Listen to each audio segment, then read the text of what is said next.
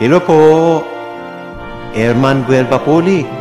Gusto mo bang manatiling mukhang bata at malakas kahit tumatanda? Ito ang mga dapat mong iwasan para hindi ka mabilis tumanda. Number 1 na dapat mong iwasan, kulang sa tulog.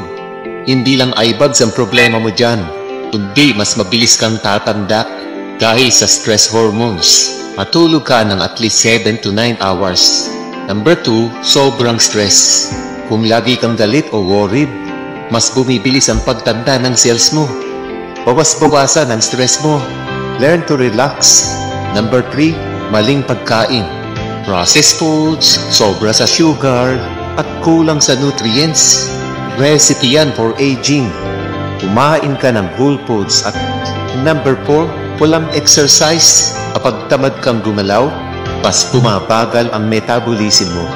Kahit 30 minutes lang na lakad o stretching, malaking tulong na. And number 5, kulang ka sa araw at tubig.